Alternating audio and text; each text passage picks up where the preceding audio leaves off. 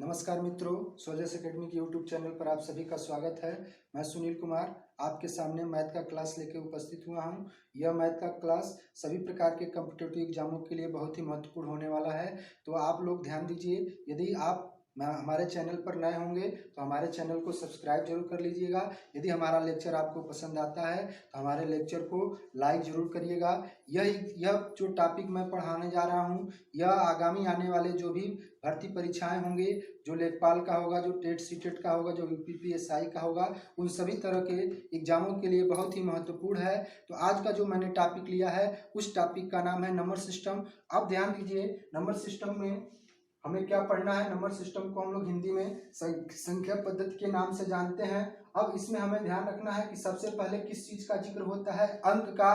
तो अंक क्या होता है? जिसकी सहायता से संख्याएं लिखी जाती हैं उसी को अंक कहते हैं। अब ध्यान दीजिए, हमारे जो गणित में अंक की संख्या है वो टोटल है कितनी? तो हमारे गणित में अंक की संख्या टोटल 10 है, जिसमें 0 से लेकर 9 तक के अंक आते हैं, जिसमें 1 से लेकर 9 तक के अंकों को हम लोग प्राकृतिक अंक के नाम से जानते हैं। शून्य क्या है? शून्य एक मानव निर्मित अंक है, जिसकी खोज किसने किया है? आर्यभट्ट प्रथम ने किया है। तो ध्यान दीजिए, आर्यभट्ट प्रथम ने इसका जिक्र किस पुस्तक में किया है? तो आर्यभट्टी नामक पुस्तक में किया है। तो आज का जो मैंने लेक्चर शुरू किया है, उस लेक्चर में मैंने नंबर सिस्टम का पार्ट 1 आपके सामने रखा है, जिसमें अंक किसे कहते हैं? जिसकी सहायता से संख्याएं लिखी जाती हैं उसी को अंक कहते हैं। अब अंक के बाद हमें और क्या जानना है, इसके लिए मैं आपको आगे बता रहा हूं। आप इसका स्क्रीनशॉट लेना चाहते हैं तो ले सकते हैं। चलिए देखते हैं। अंक के बाद हमारी जो संख्याएं बनेगी, उन संख्याओं में सबसे पहले कौन सी संख्या बनेगी? सबसे पहले जो संख्या बनेगी उसको हम लोग प्राकृतिक संख्या के नाम से जानते हैं। सबसे पहले जो संख्या बनेगी उसे किस नाम से जानते हैं? प्राकृतिक संख्या, माने प्राकृत अंक, प्राकृतिक संख्या, प्राकृत संख्या। अब ध्यान दीजिए, प्राकृत संख्या कहते किसको है? नेचुरल नंबर किसे कहते हैं? तो आप याद कर लीजिए कि गणना की संख्या को हम लोग क्या कहते हैं? गणना की संख्या को ही हम लोग क्या कहते हैं? प्राकृत संख्या कहते हैं। जिससे हम लोग गणना करते हैं उसी को हम लोग क्या कहते हैं? प्राकृत संख्या कहते हैं। और गणना हमारा कहाँ से शुरू होता है? 1 से शुरू होता है और कहाँ तक होता है? अनंत तक होता है। तो आप ध्यान रखिए, इसमें गणना हमारा 1 से शुरू करके अनंत तक किया जाता है। तो आपसे प्रश्न क्या बन सकता है? आपसे प्रश्न बन सकता है कि सबसे छोटी प्राकृत संख्या कौन है? आईएमपी पॉइंट में मैं लिख दे रहा हूं यहाँ पर, आईएमपी पॉइंट में, कि आपसे प्रश्न में पहला पॉइंट क्या बनेगा कि सबसे छोटी प्राकृत संख्या। आपका प्रश्न बना सबसे छोटी प्राकृत संख्या। अब ध्यान दीजिए, गणना आपने कहां से शुरू किया? 1 से शुरू किया, इसलिए सबसे छोटी प्राकृत संख्या क्या होगी? 1 होगी।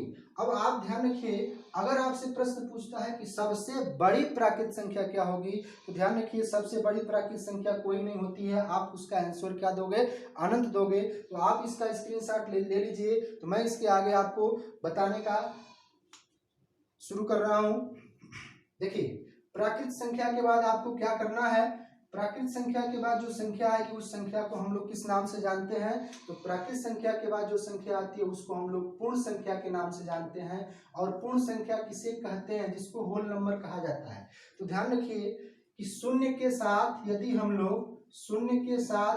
लोग प्राकृत संख्या को सम्मिलित कर दें, शून्य के साथ यदि हम लोग प्राकृत संख्या को शुरू कर दें, तो आपको क्या होगा? जैसे ही शून्य के साथ प्राकृत संख्या को शुरू करेंगे तो आपका एक संख्याओं का जो समूह बनेगा, उस संख्याओं के समूह को हम लोग किस नाम से जानते हैं? तो पूर्ण संख्या के नाम से जानते हैं। तो वह समूह आपका क्या बनेगा? तो आपका समूह बनेगा 0, 1, 2, 3, 4 ऐसे करके कहां तक? अनंत तक। तो ध्यान रखिए, अब यहां से आपसे प्रश्न क्या बन सकता है कि सबसे छोटी पूर्ण संख्या। अब सबसे छोटी पूर्ण संख्या कौन है? तो सबसे छोटी पूर्ण संख्या आपकी कौन होगी? 0 होगी। क्यों होगी? क्योंकि आपकी संख्या, पूर्ण संख्या कहां से शुरू हो रही है? 0 से शुरू हो रही है, इसलिए सबसे छोटी पूर्ण संख्या आपकी क्या होगी? 0 होगी। यदि सबसे बड़ी पूर्ण संख्या पूछता है तो आपका अनंत होगा। आप लिखोगे अनंत, क्योंकि सबसे बड़ी पूर्ण संख्या कोई नहीं होता है। तो आप ध्यान दो, ये सबसे आईएमपी पॉइंट है, इस पॉइंट को आप नोट कर सकते हो। आपको मैं बता देता हूं कि अगर एग्जाम एग्जाम क्वालिफाई करना है तो जो भी लेक्चर आपको मिल रहे हैं आप बेहतर से बेहतर तरीके से इसको देखिए। अगर आपको अच्छा लगता है तो लाइक करिए, चैनल पर नए हैं तो सब्सक्राइब करिए और आप अपने साथ एक नोट रखिए। उस नोट में कुछ महत्वपूर्ण बातें जो मैं परीक्षा की दृष्टि से बता रहा हूं उसको आप नोट करते जाएं। तो आप इसका स्क्रीनशॉट ले लीजिए।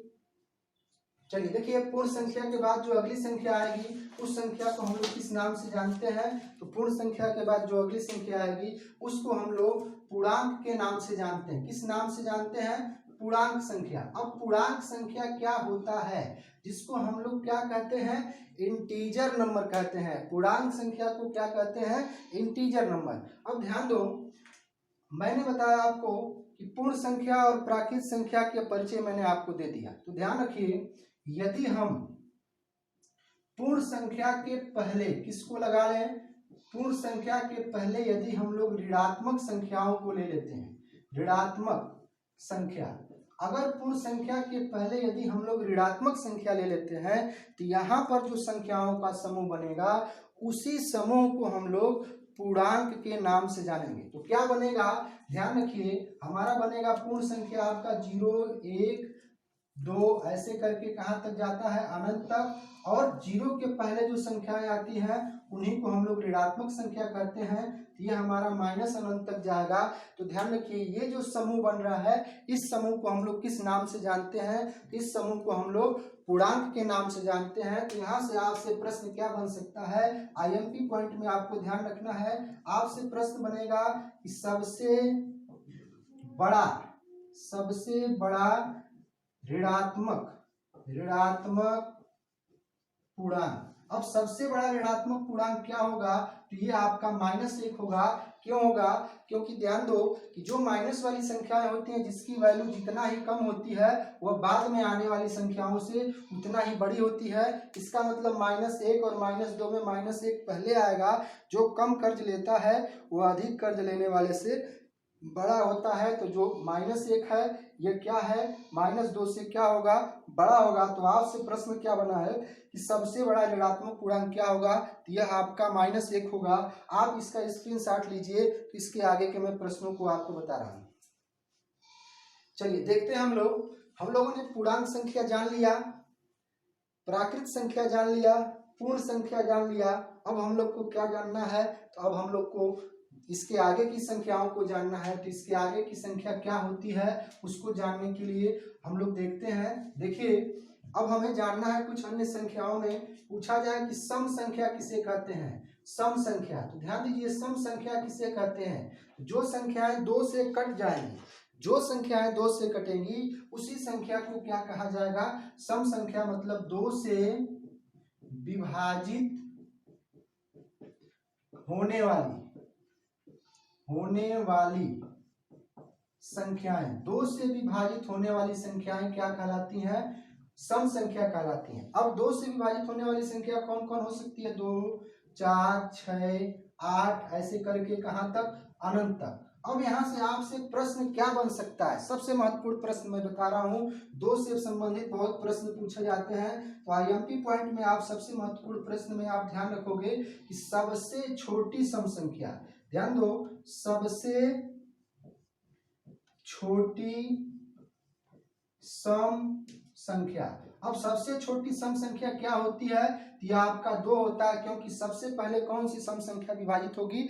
2 विभाजित होगी, इसलिए सबसे छोटी सम संख्या आपकी क्या होगी? 2 होगी। तो आप सम संख्या जान चुके हैं कि सम संख्या कहते किसको हैं? जो 2 से विभाजित होता है उसी को सम संख्या कहते हैं। और यहाँ पर सबसे छोटी सम संख्या क्या होगी? 2 होगी। यदि सबसे बड़ी सम संख्या का जिक्र करता है तो सबसे बड़ी सम संख्या होती ही नहीं है, आप उसका आंसर क्या दोगे? अनंत दोगे। तो आप इसका स्क्रीनशॉट लो, तो इसके आगे की संख्याओं का मैं चर्चा करूं।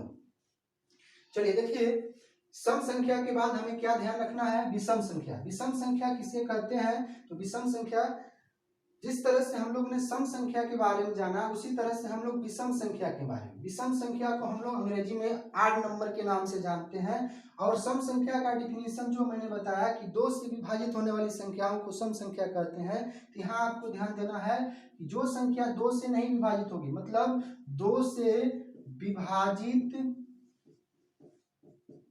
न होने वाली संख्या, न होने वाली संख्याएं, 2 से विभाजित न होने वाली संख्याएं जो होंगी वही हमारी क्या होंगी, सम संख्या होगी।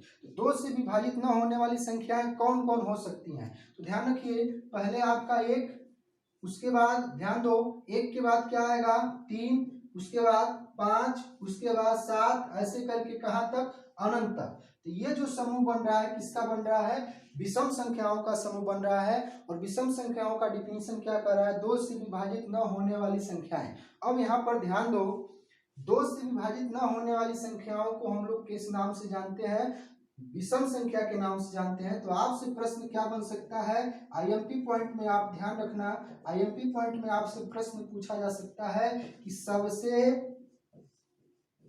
छोटी विषम संख्या। अब सबसे छोटी विषम संख्या आपकी क्या होगी, यह आपकी 1 होगी, क्योंकि सबसे पहले विषम संख्या कौन आ रही है, 1 आ रही है, जो आपकी क्या हो रही है, 2 से नहीं कट रही है। चलिए आप इसका स्क्रीनशॉट लीजिए, तो कुछ महत्वपूर्ण बात मैं बताऊं।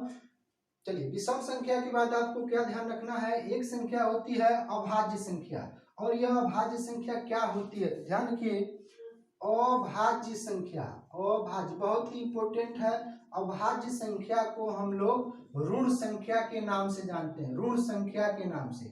अब ध्यान दो, अभाज्य संख्या को हम लोग ऋण संख्या के नाम से जानते हैं, तो इसको अंग्रेजी में हम लोग प्राइम नंबर कहते हैं। आप देखो, आपके किताबों में एक कॉमन परिभाषा लिखता है कि जो संख्या 2 से कटे और स्वयं से कटे उसी संख्या को हम लोग क्या कहते हैं, अभाज्य संख्या। जो संख्या स्वयं से कटे और 1 से कटे उसी संख्या को हम लोग किसके नाम से जानते हैं, अभाज्य संख्या के नाम से जानते हैं। लेकिन कंपटीशन एग्जामों में यह डिफिनीशन आपसे नहीं पूछा जाता है, आपसे पूछा जा सकता है कि जिन संख्याओं के केवल 2 गुणनखंड होते हैं उन संख्याओं को क्या कहते हैं, उन संख्याओं का अभाज्य संख्या कहते हैं। तो आप इसका परिभाषा जो एग्जाम वाला है वह आप लिखेंगे कि जिन संख्याओं के केवल 2 गुणनखंड हो उन्हें अभाज्य संख्या कहते हैं। मैंने क्या बताया, जो आपके एग्जाम में प्रश्न पूछा जाता है वह प्रश्न आपका क्या है कि जिन संख्याओं के केवल 2 अभाज्य 2 गुणनखंड होते हैं उन्हें किस नाम से जाना जाता है, उन्हें अभाज्य संख्या के नाम से जाना जाता है। अब 2 गुणनखंड का मतलब क्या है, तो देखिए मैं आपको बता देता हूं, यहाँ जो गुणनखंड की बात हो रही है यह गुणनखंड आपका अभाज्य गुणनखंड न होके यह आपका एक अपवर्तक है। और अपवर्तक किसे कहते हैं, अंग्रेजी में हम लोग इसको फैक्टर के नाम से जानते हैं। तो ध्यान दीजिए, अपवर्तक किसे कहते हैं, जैसे ये 4 है, ये किससे किससे कटेगा, 1 से कटेगा, 2 से कटेगा और 4 से कटेगा। ये 1 2 4 सभी क्या हो जाएंगे, 4 के अपवर्तक। इसको हम लोग एक और नाम से जानते हैं, यहाँ कह सकते हैं आप इसको विभाजक। और विभाजक मतलब क्या होता है, विभाजित करने वाला। मतलब 4 को जो जो संख्या विभाजित करेगी वे सभी संख्याएं 4 की क्या होंगी, अपवर्तक होंगी। तो वही अपवर्तक ही क्या होता है, गुणनखंड होता है। अगर आपसे कहता अभाज्य गुणनखंड की बात करता तो अभाज्य गुणनखंड 1 से शुरू नहीं होता, वो आपका 2 से शुरू होता है। तो यहाँ पर जो गुणनखंड की बात हो रही है वो अपवर्तक की बात हो रही है। तो आप ध्यान रखिएगा कि मैंने डिफिनीशन में आपको लिखा है कि जिन संख्याओं के केवल 2 गुणनखंड हों उन्हें अभाज्य संख्या कहते हैं। तो जैसे मान लीजिए 1 है, 1 किससे कटेगा, तो केवल 1 से कटेगा। 2 किससे कटेगा, 2 जो है 1 और 2 दोनों से कट जाएगा।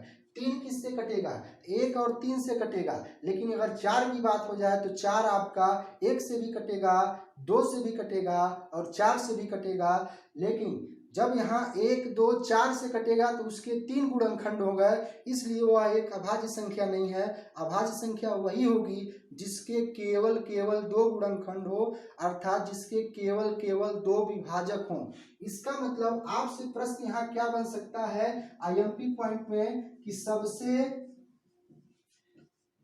छोटी अभाज्य संख्या। अब ध्यान दो, सबसे छोटी अभाज्य संख्या, सबसे पहले वो कौन सी संख्या है जिसका केवल केवल 2 गुणनखंड है, तो आपका क्या है 2, मतलब 2 एक अभाज्य संख्या है। और कैसी अभाज्य संख्या है, तो सबसे पहली अभाज्य संख्या। अब आपके मन में एक विचार आ रहा होगा कि 2 को हम लोग सम संख्या भी कह दिए सबसे पहली, और 2 को सबसे पहली अभाज्य संख्या भी कर दिए। दोनों में अंतर क्या है, दोनों में अंतर करने का एक आसान तरीका है, दोनों के डिफिनीशन को ध्यान से देखें। अब यहाँ से एक महत्वपूर्ण पॉइंट और ध्यान रखना है, आपसे प्रश्न पूछा जा सकता है कि सबसे छोटी सम अभाज्य संख्या, वो सम भी हो और अभाज्य भी हो, सबसे छोटी सम अभाज्य संख्या आपकी क्या होगी, तो सबसे छोटी सम अभाज्य संख्या भी आपकी क्या होगी, 2 होगी। तो आप इसका स्क्रीनशॉट ले लीजिए, ये बहुत ही आईएमपी पॉइंट है जो कि परीक्षा की दृष्टि से आपसे पूछा जा सकता है। प्रत्येक वर्ष जो भी टेट सीटेट का एग्जाम देता है, यूपी पुलिस का एग्जाम देता है, लेखपाल का एग्जाम देता है, उन सभी एग्जामों में ये क्वेश्चन 2 से पूछा जा सकता है कि सबसे छोटी अभाज्य संख्या क्या होगी, तो वह 2 होगी। अच्छा ठीक है, अभाज्य संख्या आप जान गए। परीक्षा में ये भी पूछ देता है कि सबसे छोटी ऋण संख्या, ऋण माने भी अभाज्य ही होता है जिसका विभाजन न किया जा सके। तो ध्यान दीजिए, आपसे प्रश्न पूछा जाए कि सबसे छोटी ऋण संख्या, तो भी आपका क्या होगा, 2 ही होगा। तो आप इसका स्क्रीनशॉट लीजिए, इसके आगे की संख्या का मैं चर्चा करता हूं। चलिए देखते हैं, अभाज्य संख्या के बाद आपका आज जो संख्या मैं लिया हूं वो आपका है भाज्य संख्या। और भाज्य संख्या किसे कहते हैं, तो ध्यान रखिए, अभाज्य संख्या के बाद जो भाज्य संख्या लिया गया है, इस भाज्य संख्या को हम लोग क्या कहते हैं, चाहे किसे भाज्य संख्या कहते हैं, तो आपने जान लिया कि अभाज्य संख्या का केवल 2 गुणनखंड हो। भाज्य संख्या का 2 गुणनखंड से अधिक गुणनखंड हो, मतलब कहने का मतलब जिसका 3 या 3 से अधिक गुणनखंड हो। कहने का मतलब क्या है, जिस संख्या के 3 गुणनखंड हो या 3 से अधिक गुणनखंड हो। अभी मैंने गुणनखंड का बात बताया, गुणनखंड को हम लोग क्या कहते हैं, विभाजक के नाम से जानते हैं। इसके कहने का मतलब क्या है, जिसका 3 या 3 से अधिक गुणनखंड हो, तो 1 का गुणनखंड केवल 1 होगा। 1 का गुणनखंड यहाँ पर क्या होगा, 1 का गुणनखंड माने विभाजक केवल 1 होगा। 2 के गुणनखंड कौन कौन होंगे, 1 और 2 होंगे। 3 के गुणनखंड कौन कौन होंगे, 1 और 3 होंगे। लेकिन 4 के गुणनखंड 1, 2 और 4 हो जाएंगे। 5 के गुणनखंड क्या होंगे, 1 और 5। इसके अलावा देखिए आगे संख्या बढ़ती जाएगी, तो आप यहाँ क्या देख रहे हो, आप यहाँ ये देख रहे हो कि 1 का केवल 1 गुणनखंड हो रहा है, इसलिए यह एक अभाज्य संख्या नहीं है, क्योंकि अभाज्य संख्या में केवल 2 गुणनखंड होना चाहिए। और 2 में 2 गुणनखंड हो गए, इसलिए यह एक अभाज्य संख्या है। 3 में भी 2 गुणनखंड हो गए, इसलिए भी अभाज्य संख्या है। लेकिन ये जो 4 है, इस 4 में क्या है, 3 या 3 से अधिक गुणनखंड हो सकते हैं, मतलब 3 गुणनखंड हो गए। 6 लेंगे तो 6 में आपका क्या हो जाएगा, 1 2 3 6। इसका मतलब क्या है, जिसमें 3 गुणनखंड हो या 3 से अधिक गुणनखंड हो, उसे हम लोग किस नाम से जानेंगे, भाज्य संख्या के नाम से जानेंगे। तो यहाँ आपसे आईएमपी पॉइंट में क्या पूछ सकता है कि सबसे छोटी भाज्य संख्या माने वो कौन सी पहली भाज्य संख्या है जिसके 3 गुणनखंड होंगे या 3 से अधिक होंगे। तो आप आईएमपी पॉइंट में नोट कर सकते हो कि सबसे छोटी भाज्य संख्या, ये आपका क्या होगा, तो सबसे छोटी भाज्य संख्या आपकी क्या होगी, 4 होगी। यदि आपसे सबसे बड़ा का जिक्र करता है तो सबसे बड़ा भाज्य संख्या नहीं होती है, उसका आंसर आप क्या लिखोगे, अनंत लिखोगे। तो आज नंबर सिस्टम में जो पार्ट 1 में जो मैंने लेक्चर दिया है, इस लेक्चर में मैंने आपको क्या क्या बताया, अंक बताया, प्राकृत संख्या बताया, उसके बाद पूर्ण संख्या बताया, पूर्णांक बताया, सम विषम बताया, अभाज्य और भाज्य बताया। तो आप इस लेक्चर को बहुत अच्छे तरीके से देखिएगा। इसके आगे का लेक्चर हम लोग अगले दिन अगले क्लास में देखेंगे। तो अगर मेरा लेक्चर आपको समझ में आता है, अच्छा लगता है, तो इसे लाइक करिए। यदि चैनल पर आप नए हैं तो सब्सक्राइब करिए। आज के लिए इतना ही, मिलते हैं अगले क्लास में, तब तक के लिए धन्यवाद।